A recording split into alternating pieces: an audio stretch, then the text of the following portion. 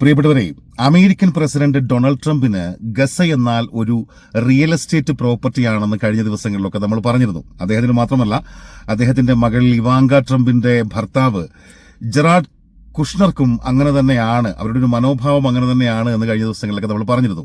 അത് കൃത്യമായും ഇപ്പോൾ ഡൊണാൾഡ് ട്രംപ് ശരിവച്ചിരിക്കുന്നു. എന്താണ് തന്റെ താൽപര്യം ഗസയിലെന്ന് അദ്ദേഹം ഇന്ന് കൃത്യമായിട്ടും മാധ്യമപ്രവർത്തകരോട് പറഞ്ഞിരിക്കുന്നു.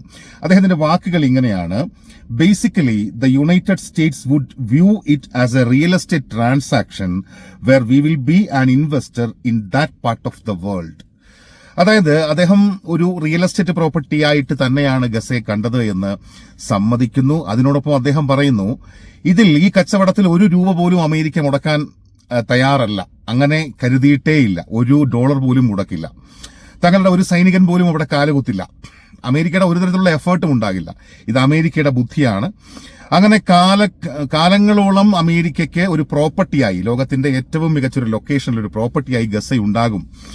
അതാണ് തന്റെ പ്ലാൻ, അതായിരുന്നു തന്റെ പ്ലാൻ എന്ന് അദ്ദേഹം വ്യക്തമായും പറയുന്നു. അതൊരു റിയൽ എസ്റ്റേറ്റ് ഇൻട്രസ്റ്റ് ആയിരുന്നു, റിയൽ എസ്റ്റേറ്റ് പ്രോപ്പർട്ടി ആയിട്ടാണ് ഗസയെ കണ്ടത് എന്ന് ട്രംപ് സമ്മതിക്കുന്നു. അപ്പൊ അതോടുകൂടി തന്നെ ഈ ട്രംപ് ഈ ഗസയുമായി ബന്ധപ്പെട്ട് പറഞ്ഞ കാര്യങ്ങളൊക്കെ തന്നെ അത് എത്രത്തോളം വലിയ തമാശയായിരുന്നു നമ്മൾ ഇനി വീണ്ടും അതിന്റെ പിറകെ പോകണ്ടെന്ന് എനിക്ക് തോന്നുന്നു. രണ്ടാമത്തെ കാര്യം, കഴിഞ്ഞ 6 ദിവസത്തെ അമേരിക്കൻ സന്ദർശനത്തിലായിരുന്നു നമ്മുടെ ഇസ്രായേൽ പ്രധാനമന്ത്രി ബെഞ്ചമിൻ നെതന്യാഹു. അദ്ദേഹം എനിക്ക് തോന്നുന്നു ഇന്ന് രാത്രിയോടെ അദ്ദേഹം തിരിച്ച് ഇസ്രായേലിലേക്ക് എത്തുകയാണ് അമേരിക്കയിൽ നിന്ന്. അദ്ദേഹം ഈ 6 ദിവസം അമേരിക്ക സന്ദർശിക്കാൻ പോയത് ഈ ട്രംപിന്റെ കൂടെ ചേർന്ന് ഈ തമാശ പറയുന്ന കോഴ്സ് പഠിക്കാനാണോ എന്ന് നമുക്ക് സംശയം തോന്നിപ്പോകും. കാരണം ഇതിനുശേഷം ഈ ട്രംപ് നടത്തിയ പരാമർശങ്ങളോടൊക്കെ അദ്ദേഹം കുറച്ച് പക്വതയോടെ പ്രതികരിച്ചു. ഇപ്പൊ ഇന്ന് അദ്ദേഹത്തിന്റെ ഒരു പ്രതികരണമായി വന്നിരിക്കുന്നത് സൗദി അറേബ്യക്കെതിരായ ഒരു പ്രതികരണമാണ്. സൗദി അറേബ്യ പലസ്തീന്, അല്ലെങ്കിൽ ഗസയിലെ ജനങ്ങൾക്ക്, പലസ്തീനിലെ ജനങ്ങൾക്ക്, പലസ്തീനികൾക്ക് ഒരു രാജ്യം നിർമ്മിക്കാനുള്ള സ്ഥലം കൊടുക്കണമെന്നാണ് അദ്ദേഹം പറയുന്നത്. അവിടെ ഒരു സ്ഥലം ഉണ്ടാക്കിയെടുക്കാൻ കഴിയണം.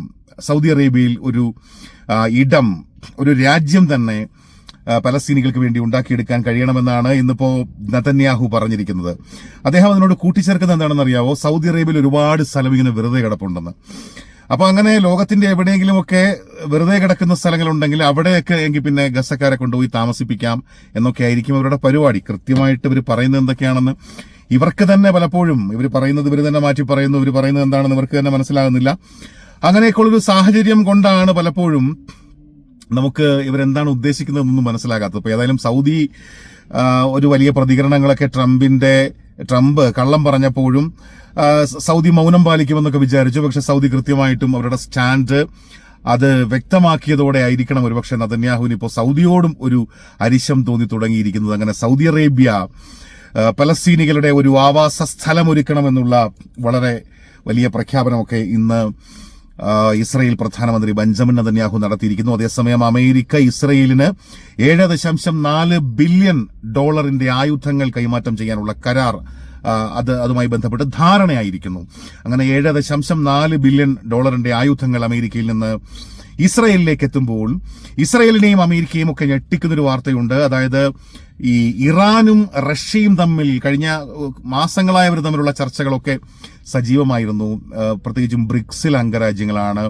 അങ്ങനെ പല വിധത്തിൽ റഷ്യയും ഇറാനും തമ്മിലുള്ള ബന്ധം ഊഷ്മളമായി തന്നെ കഴിഞ്ഞ ദിവസങ്ങളിലോ മാസങ്ങളിലോ ഒക്കെ തുടർന്നു വരികയായിരുന്നു. അപ്പൊ ഇന്ന് ഏറ്റവും ഒടുവിൽ നമുക്ക് ലഭിക്കുന്ന വിവരം, റഷ്യയുടെ പോർവിമാനങ്ങൾ ഇറാനിലേക്ക് പറന്നെത്തിയിട്ടുണ്ട് എന്നാണ്. സുഖോയ് Su-35 എന്ന് പറയുന്ന ഏറ്റവും അത്യന്താധുനികമായ റഷ്യയുടെ പോർവിമാനങ്ങൾ, 2 പോർവിമാനങ്ങളെങ്കിലും ഇന്ന് ഇറാനിൽ എത്തിച്ചേർന്നതായി ഇറാനിലെ വാർത്താ ഏജൻസികൾ റിപ്പോർട്ട് ചെയ്യുന്നു. അതായത് അങ്ങനെയാണെങ്കിൽ സുഖോയ് Su-35 എന്ന് പറയുന്നത് റഷ്യയുടെ ഏറ്റവും അത്യാധുനിക പോർവിമാനങ്ങളാണ്.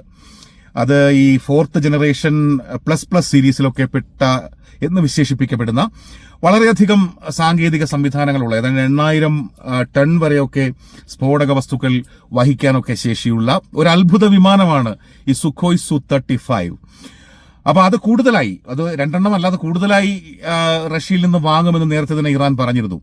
അപ്പൊ ആ വിമാനങ്ങൾ, റഷ്യൻ വിമാനങ്ങൾ പശ്ചിമേഷ്യയിലേക്ക് പറന്നിറങ്ങിക്കഴിഞ്ഞു എന്ന വാർത്ത വരുമ്പോൾ ഇറാൻ യുദ്ധസജ്ജമായി കഴിഞ്ഞു എന്ന് തന്നെയാണ് മനസ്സിലാക്കേണ്ടത്. റഷ്യയുടെ സഹായത്തോടെ തന്നെ ഇറാൻ രംഗത്ത് സജീവമായി നിലയുറപ്പിക്കുന്നു. പ്രത്യേകിച്ചും ഇസ്രായേലിന്റെ ഭീഷണിയുണ്ട്, അമേരിക്കയുടെ ഭീഷണിയുണ്ട്. അമേരിക്ക ഈ ചില സമയങ്ങളിൽ മൃദുസ്വരത്തിൽ പറയുമെങ്കിലും ചില സമയങ്ങളിൽ ഇറാന്റെ ആണവ പദ്ധതിയുമായി ബന്ധപ്പെട്ടൊക്കെ അമേരിക്ക ചിലപ്പോൾ ഇറാനെ കയറി അടിക്കും എന്ന നിലയിലൊക്കെ ട്രംപിന്റെ ചില വാദങ്ങളും ചില അത്തരത്തിലുള്ള അവകാശവാദങ്ങളൊക്കെ ഉണ്ടാകാറുണ്ട്. അപ്പം ആ സാഹചര്യത്തിൽ തങ്ങൾ സർവ്വസജ്ജരാണ് എന്ന് പ്രഖ്യാപിക്കുകയാണ് ഇറാൻ.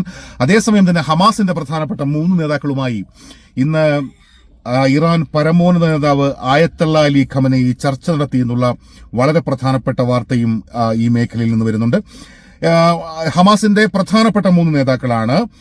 1 ഖലീൽ അൽ ഹയ്യ, 2 മുഹമ്മദ് ദാർവിഷ്, 3 നിസാർ അബ്ദുള്ള. ഇങ്ങനെ 3 ഹമാസിന്റെ 3 പ്രധാനപ്പെട്ട നേതാക്കൾ ഇറാൻ ആത്മീയ നേതാവ് ആയത്തുള്ള ഖമേനിയെ സന്ദർശിച്ച് അദ്ദേഹവുമായി ചർച്ച നടത്തി എന്നുള്ള വാർത്ത ഇറാനിൽ നിന്നുള്ള മാധ്യമങ്ങൾ പുറത്തുവിടുമ്പോൾ അതിന്റെ കൂടുതൽ വിശദാംശങ്ങളിലേക്കൊന്നും അവർ പോയിട്ടില്ല. ഈ ബന്ദിമോചനം, ഇന്ന് 3 ബന്ദികളെ കൂടി ഇസ്രയേലിൽ നിന്ന് ബന്ദിയാക്കി കൊണ്ടുപോയ 3 പേരെ കൂടി കഴിഞ്ഞ മണിക്കൂറുകളിൽ ഹമാസ് മോചിപ്പിച്ചിരുന്നു. അപ്പൊ നേരത്തെ ഇവരുടെ ഈ മോചനവുമായി ബന്ധപ്പെട്ടൊരു പരേഡൊക്കെ നടത്തുന്നതും ഈ ജനക്കൂട്ടത്തിന്റെ മുമ്പിൽ വെച്ചവരെ വിടുന്നതൊന്നും നടക്കത്തില്ല, അത് ഞാൻ എന്റെ ചങ്ക് പറഞ്ഞു പോകുന്നു എന്നൊക്കെ നെതന്യാഹു പറഞ്ഞിരുന്നു. അത് അതിശക്തമായി അപലപിക്കപ്പെടേണ്ടതാണെന്നൊക്കെ പറഞ്ഞിരുന്നു. പക്ഷെ ഹമാസ് അതിന് പുല്ലുവില പോലും കൊടുത്തിട്ടില്ല. അങ്ങനെ തന്നെയാണ് അവരുടെ സ്റ്റൈൽ എങ്ങനെയാണോ ആ സ്റ്റൈലിൽ തന്നെയാണ് ഇന്നും ബന്ദികൾ മോചിപ്പിക്കപ്പെട്ടത്. അവരുടെ വീഡിയോകൾ എടുക്കുന്നുണ്ട്, അവരുടെ പ്രതികരണം തേടുന്നുണ്ട്. അതിനുശേഷമാണ് അവർ റെഡ് ക്രോസിന് ഇപ്പോൾ ഇന്നും മധ്യ ഗസയിൽ തന്നെയായിരുന്നു കൈമാറ്റ ചടങ്ങ് നടന്നത്. റെഡ് ക്രോസിന്റെ പ്രതിനിധികൾ എത്തുന്നു, അവരുടെ കൂടെ വിടുന്നു, അവർക്ക് കിറ്റുകൾ കൊടുക്കുന്നു. ഈ നേരത്തെ നമ്മൾ പറഞ്ഞിട്ടുണ്ട് കിറ്റുകളുടെ പ്രത്യേകത. لولا خد صباعي الله اكبر لله الحمد الله اكبر لله الحمد الله اكبر ولله الحمد الله اكبر ولله الحمد. അപ്പോ അതേസമയം തന്നെ അതിന് പകരമായി 3 ബന്ദികൾക്ക് പകരമായി 183 ഇസ്രായേൽ ജയിലുകളിൽ തടവിൽ കഴിയുന്ന 183 പലസ്തീനികളെ കഴിഞ്ഞ മണിക്കൂറുകളിൽ വിട്ടയക്കുകയും ചെയ്തിരിക്കുന്നു. അപ്പൊ ഈ ബന്ദിമോചനത്തിന്റെ ഒക്കെ ഇടയിലാണ് ഹമാസിന്റെ പ്രധാനപ്പെട്ട നേതാക്കളുമായി ആയത്തുള്ള അലി ഖമനേയി ചർച്ച നടത്തി എന്നുള്ളതും വളരെ പ്രധാനമായി തന്നെ ഈ മേഖലയിൽ നിന്ന് ഇന്ന് റിപ്പോർട്ട് ചെയ്യപ്പെടുന്ന വാർത്തയാണ്. അതേസമയം ഈ വെടിനിർത്തലിന്റെ അടുത്ത ഘട്ടം, ഇപ്പൊ ആദ്യ ഘട്ടമാണ് പുരോഗമിച്ചുകൊണ്ടിരിക്കുന്നത്. 2ാം ഘട്ടത്തിലാകണം കൂടുതൽ ബന്ദികളെ മോചിപ്പിക്കുക. അപ്പൊ 2ാം ഘട്ടത്തിന് വേണ്ടി അതിന്റെ പരിശ്രമങ്ങൾ ഇപ്പോൾ തന്നെ തുടങ്ങണമെന്നൊക്കെ പറഞ്ഞുകൊണ്ട് ഇനിയും 2ാം ഘട്ടത്തിൽ മോചിപ്പിക്കപ്പെടാൻ സാധ്യതയുള്ള ബന്ദികളുടെ കുടുംബങ്ങൾ വല്ലാതെ നെതന്യാഹു സർക്കാരിനെതിരെ പ്രഷർ ചെലുത്തിക്കൊണ്ടിരിക്കുന്നു എന്നുള്ള വാർത്തയാണ് വരുന്നത്. പ്രത്യേകിച്ചും ഈ ട്രംപിന്റെ ഈ പുതിയ പ്രസ്താവനയൊക്കെ വന്നതോടെ, ഈ ഗസ ഏറ്റെടുക്കാൻ പോവുകയാണെന്നുള്ള പ്രസ്താവനയൊക്കെ വന്നതോടെ ഏതാണ്ട് വെടിനിർത്തലൊക്കെ ഈ ആദ്യഘട്ടത്തോടെ അവസാനിക്കുമെന്നുള്ള വലിയ ആശങ്ക ഇസ്രായേലിലെ ജനങ്ങൾക്കുണ്ട്. ഇസ്രായേൽ പ്രത്യേകിച്ചും ഈ ഹോസ്റ്റേജ് അവരുടെ ബന്ദികളുടെ ബന്ധുക്കൾക്കൊക്കെ ഉണ്ട്. അപ്പൊ അതുമായി ബന്ധപ്പെട്ട ഒരു വലിയ കൺസേൺ അറിയിക്കുന്നു.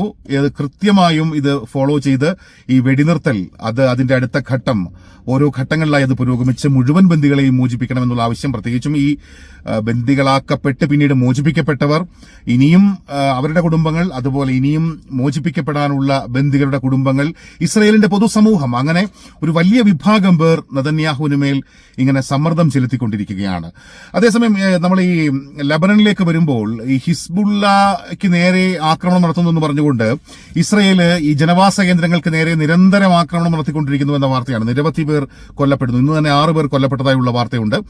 അതുപോലെ നിരവധി വീടുകൾ കത്തിക്കുകയാണ്. അവിടെ പോയി പല മേഖലകളിലും ഈ ജനവാസ യോഗ്യമായ മേഖലകളിൽ അല്ലെങ്കിൽ ആളുകൾ താമസിച്ചുകൊണ്ടിരിക്കുന്ന വീടുകൾ വ്യാപകമായി തീയിട്ട് നശിപ്പിക്കുന്നു. ആ വീടുകൾക്ക് മേൽ സ്ഫോടക വസ്തുക്കൾ ചൊരിയുന്നു എന്നൊക്കെയുള്ള വാർത്തകൾ. അപ്പൊ ഇതുമായി ബന്ധപ്പെട്ട് വളരെ കൃത്യമായ മുന്നറിയിപ്പ് ലബനന്റെ ഭാഗത്തു നിന്ന്, ഒരു സർക്കാർ എന്ന നിലയിൽ ലബനന്റെ ഭാഗത്തു നിന്നും അതുപോലെ ഹിസ്ബുള്ളയുടെ ഭാഗത്തു നിന്നും വന്നിട്ടുണ്ട്. ഇങ്ങനെയാണെങ്കിൽ കൃത്യമായും ഇസ്രായേലിനെതിരെ അതിശക്തമായി വരുന്ന ദിവസങ്ങളിൽ തിരിച്ചടിക്കുമെന്ന് തന്നെ ഹിസ്ബുള്ളയും വ്യക്തമാക്കുന്നുണ്ട്. അതേസമയം ലബനൻ സർക്കാർ ഔദ്യോഗികമായും പറയുന്നുണ്ട്.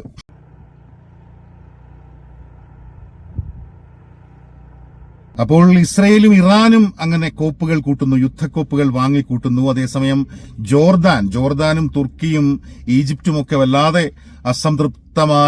അസംതൃപ്തരായ അവസ്ഥയിലാണെന്ന് പറയാം. അവരുടെയൊക്കെ പ്രതികരണങ്ങളിൽ നിന്ന്, പ്രത്യേകിച്ചും ട്രംപിന്റെ ഈ ഒരു ഗസ ഏറ്റെടുക്കൽ പ്രഖ്യാപനം വന്നത് മിഡിൽ ഈസ്റ്റിൽ, പശ്ചിമേഷ്യയിൽ പൊതുവെ അവിടുത്തെ ഒരു സമാധാന അന്തരീക്ഷത്തെ വല്ലാതെ ബാധിച്ചിട്ടുണ്ട്. ഈജിപ്ത് പ്രഖ്യാപിച്ചു ഇസ്രയേലുമായുള്ള ധാരണയൊക്കെ ഞങ്ങൾക്ക് അങ്ങനെയാണെങ്കിൽ ഉപേക്ഷിക്കേണ്ടി വരുമെന്ന്. ജോർദാൻ ഒരു ഘട്ടത്തിൽ ചില സൂചനകൾ വന്നത് ജോർദാൻ ചിലപ്പോൾ ഇസ്രയേലിനെ ഒരിക്കൽ കൂടി ആക്രമിക്കാനുള്ള സാധ്യതയുണ്ട് എന്ന നിലയിലൊക്കെ അങ്ങനെ വല്ലാത്ത ഒരു അസ്വസ്ഥത പശ്ചിമേഷ്യയിൽ പൊതുവെ ഈ ട്രംപിന്റെ ഈ ഒരു പ്രഖ്യാപനത്തിന് പിന്നാലെ ഉണ്ടായിട്ടുണ്ട്. അതിന് സൗദി എടുത്തൊരു നിലപാട് അതിനെ അനുകൂലിച്ചുകൊണ്ട്, അല്ലെങ്കിൽ ഈ അമേരിക്കയ്ക്കും ഇസ്രയേലിനും അനുകൂലമായിട്ട് നിലപാടെടുക്കുന്ന ഒരു രാജ്യം പോലും മിഡിൽ ഈസ്റ്റിൽ ഇല്ല എന്നുള്ളതാണ് ഇതിലൂടെ വളരെ പരസ്യമായി വെളിവായത്. കാരണം ഈ രാജ്യങ്ങൾക്കൊക്കെ വളരെ വ്യക്തമായും പരസ്യമായും പ്രതികരിക്കാനുള്ള ഒരു സാഹചര്യം കൂടി ഒരുങ്ങുകയായിരുന്നു. നമ്മൾ കഴിഞ്ഞ ദിവസം പറഞ്ഞു, ഇപ്പൊ സൗദി രാജകുമാരൻ അദ്ദേഹം ഇവിടുത്തെ ഒരു വലിയൊരു ഡിപ്ലോമാറ്റാണ്.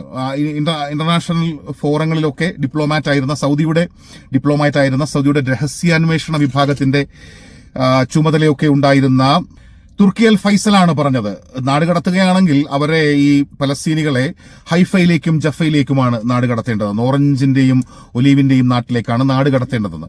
അദ്ദേഹം അത് അങ്ങനെ പറഞ്ഞെങ്കിലും അങ്ങനെ ഒരു നാടുകടത്തൽ സത്യത്തിൽ അതിനുമപ്പുറത്ത് ഇസ്രയേലികളെ ഈ പിടിച്ചെടുത്ത അധിനിവേശിച്ചെടുത്ത സ്ഥലങ്ങളിൽ നിന്ന് ജാഫയും ഹൈഫയും അടക്കം 1967 ശേഷം ഇസ്രയേൽ പലസ്തീന്റെ ഏതൊക്കെ പ്രദേശങ്ങൾ കൈയടക്കിയിട്ടുണ്ടോ ആ പ്രദേശങ്ങളിലൊക്കെ താമസിക്കുന്ന ഇസ്രയേലികളെ അവിടെ നിന്ന് കുടിയൊഴിപ്പിക്കണം, ഇസ്രയേലികളെ അവിടെ നിന്ന് നാട് കടത്തണം, ഇസ്രയേലികളെ അവിടെ നിന്ന് അവരുടെ നാട്ടിലേക്ക് ഇസ്രയേലിലേക്ക് അതിന്റെ അതിർത്തി ഏതാണോ അവിടേക്ക് അയക്കണം, പകരം ആ സ്ഥലങ്ങളൊക്കെ പലസ്തീനികൾക്ക് വിട്ടുകൊടുക്കണം. ഇതാണ് സൗദി അറേബ്യയും പറഞ്ഞുകൊണ്ടിരിക്കുന്നത്, ഇതാണ് ഈ മേഖലയിലെ മറ്റ് രാജ്യങ്ങളെല്ലാം പറഞ്ഞുകൊണ്ടിരിക്കുന്നത്. ഒരർത്ഥത്തിൽ ഫ്രീ പലസ്തീൻ അല്ലെങ്കിൽ ദുരാഷ്ട്രം യാഥാർത്ഥ്യമാകണം എന്ന ആവശ്യം ഉന്നയിക്കുന്ന ബ്രിട്ടനും ഇത് തന്നെയാണ് പറഞ്ഞുകൊണ്ടിരിക്കുന്നത്. ഇപ്പോൾ നിലവിൽ പലസ്തീന്റെ പല ഭാഗങ്ങളിൽ, ഇപ്പോൾ അത് വെസ്റ്റ് ബാങ്കിലാകട്ടെ ജെറുസലേമിലാകട്ടെ, അങ്ങനെ പലസ്തീന്റേതായ പല ഭാഗങ്ങൾ, ജാഫയാവട്ടെ ഹൈഫയാവട്ടെ, അവർ പിടിച്ചെടുത്ത പല സ്ഥലങ്ങൾ, അവിടെയൊക്കെ ജീവിക്കുന്ന ഇസ്രയേലികളെ നാട് കടത്തണം എന്നുള്ളത് തന്നെയാണ് ഈ ദ്വിരാഷ്ട്ര സങ്കല്പം അഥവാ ഈ 2 സ്റ്റേറ്റ് സൊല്യൂഷൻ എന്ന് പറയുന്നത്.